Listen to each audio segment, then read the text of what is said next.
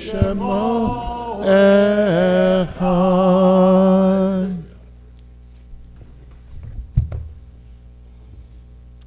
So there's all these plagues, 10 of them.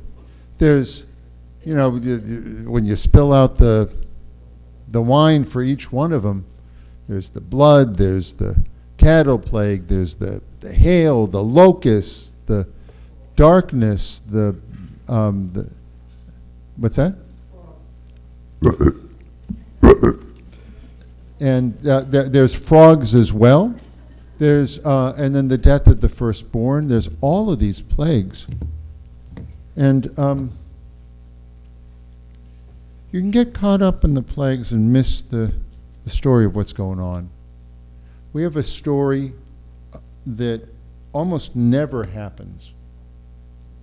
Almost never happens in the history of the world. A downtrodden and oppressed people are listened to. The powerless are listened to. And the ones who are in power and do cruel and greedy things have a comeuppance. But it's done in an interesting way. If you look at the details of the plague and you think about in ancient Egypt had many different things that people worshipped. Like they worshipped the Nile River. They were pagans. The Nile was a very big deal. And the very first plague turned the Nile into blood. They had a god that had the face of a frog. If you look at the hieroglyphics, there's this frog god. I forget the name of the frog god that they worshipped. But one of the plagues is just frogs all over the place. And they had they worshipped the scarab. They worshipped the and we have the locusts. They worship the sky, and we have the hail coming out from the sky. They worship the sun god, and one of the plagues is darkness. Ra, the sun god, and it's just dark. And they worshipped the Pharaoh and said the Pharaoh was not only the king, but the king of all of the gods. And the one who would be the next Pharaoh was Pharaoh's firstborn son. And the plague says that all those things that they worship are false things. All of the plagues speak to them specifically. It's fascinating that here we have a story where the weak are listened to, and truth is on their side, and truth overcomes people in powerful positions. We talk about speaking truth to power. And it almost doesn't happen in the world. It is so hard to overturn and to have the oppressed listened to. I mean, if you think about it today, there are things that we worship. There are people who have positions of power that are corrupt. Not all people in positions of power are corrupt, but there are some, and who do cruel things and greedy things. If there were plagues today that would speak to them, what might they look like? I think that one of them would have to do with disconnecting the internet. I think that, and things electronic. I think that disconnecting electronic things would be to us like turning the Nile into blood. Because I think a lot of people worship or spend an awful lot of time on that. I'm curious to hear your thoughts of if there were modern day plagues, what would they look like? What would it look like?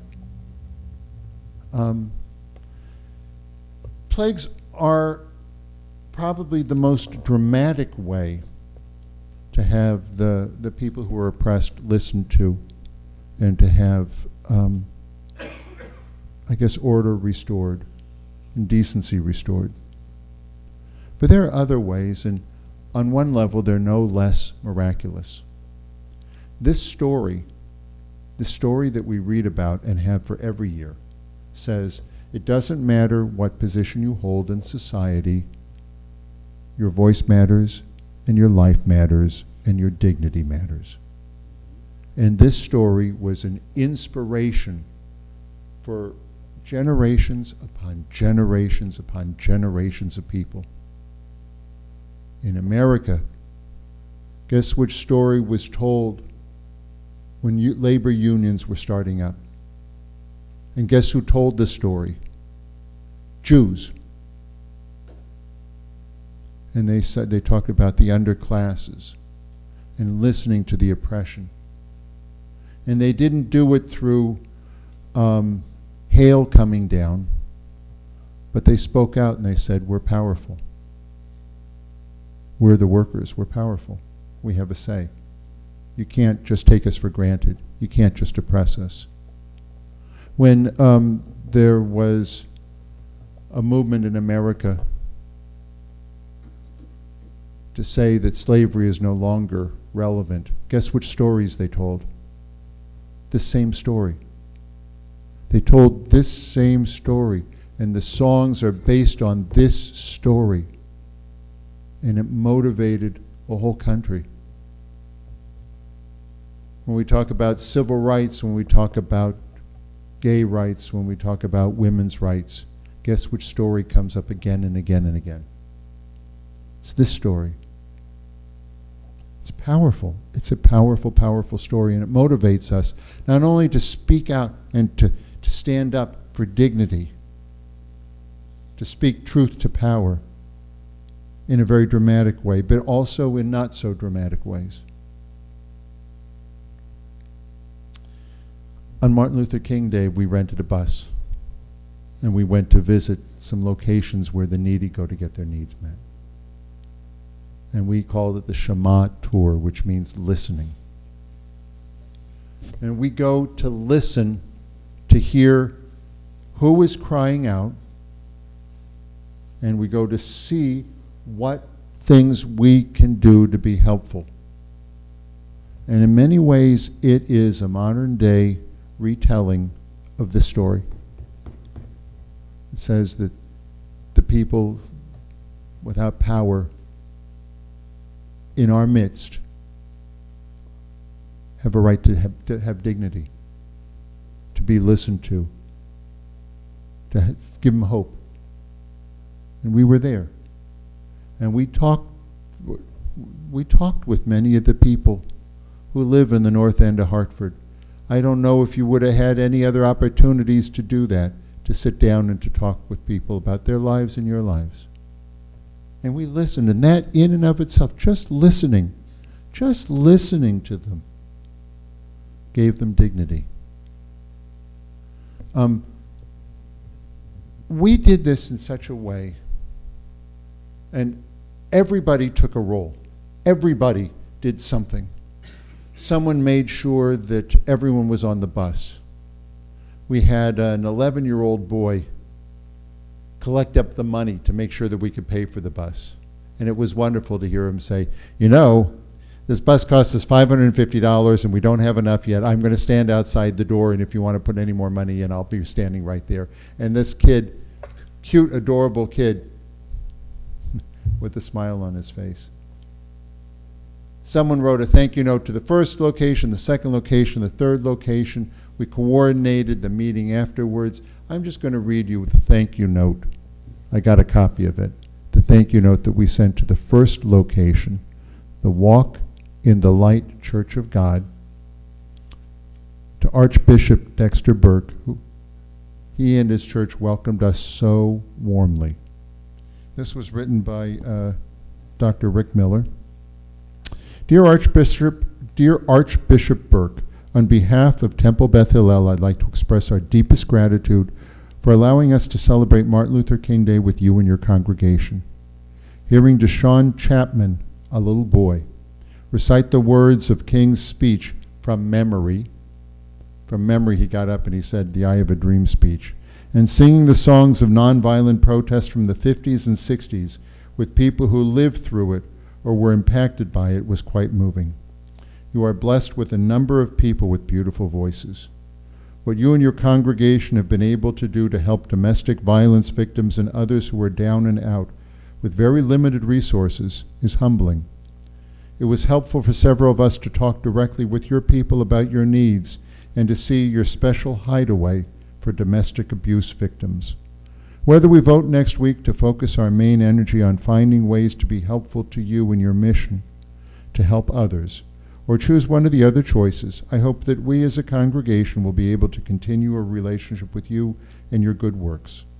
Again, thank you for letting us join with you today to celebrate MLK Day. Sincerely, Richard A. Miller, Congregant, Temple Beth Hillel. So this is what we did. I'll fill you in.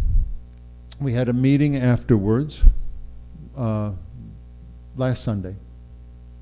There were 30 people at this meeting, all enthusiastic about wanting to help. Not all of them were on the bus. All enthusiastic to do something. And we recapped what we did, and we listed all the different ways we could help. And I said, we are going to pick one project with one of the locations that's going to be our Temple Beth Hillel project. The whole congregation's going to be involved in it. And I said, there can be other things that you can do if you want to.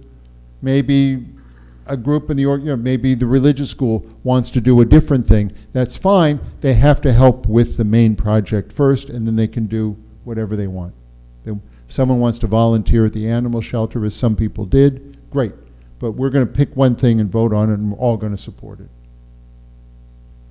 And when we listed the different projects that people had said, I narrowed it down. I said, we're only going to vote for projects that have a champion. So we're going to say a project, and if you are going to be the one to head up that project, to interpret it and to put together a team, then you let us know. And if there's a project that is the best project to do, but no one is going to head it up, we're not going to do that project. And the first champion in the room, Bernie Winchell. He stood up and he said, I will champion, and he told one of the projects that he was going to champion. And I said, so interpret it. And he explained how he would go about doing it and what it would look like. Beautiful. We got 3 different things which had a champion. And I said, all right, now champions, go put together a team. Find out who's going to work with you on this, and who's going to do the PR, who's going to make sure that figure out what everyone's different role is on your team, so that when we come to vote, we're not voting on a project, we're voting on a team. And we had 3 really strong teams. And we saw how they were going to interpret the project, and we saw what they were going to do, and who was going to do it, and what everyone's role was going to be in it. It was very effective. How many of you have been to a meeting where they say, oh yes, we'll do such and such. All right, who wants to head it up? And no one raises their hand. Anyone been to a meeting like that? So we did it backwards. We say, if you're so moved, we want to hear about it. And this is the project that we picked. We picked, even though the animal shelter was wonderful and the Hebrew Center could certainly use some help, we chose to help out with the first place we went to, Walk in the Light Church of God with Archbishop Dexter Burke. And the project that we did was to meet with him and people from his church and find out what needs they have. We had 3 different things. We could have helped out to build something at their church, to do joint programming, to do joint events, which we still might do some of this stuff, or to help them with material needs. They talked about needing coats, they talked about needing food, they talked about needing a few different things. This committee, or this team, and there must have been 20 people on this team, 20 enthusiastic people on this team. When was the last time you saw something at any group whatsoever, where 20 people jumped up and said, I want to lead it? When was the last time you saw that? And they decided to work together on it. And the other people who wanted to do something else agreed, yes, you didn't vote for our thing, but we're going to help out your thing. When was the last time that happened? I think that's kind of miraculous.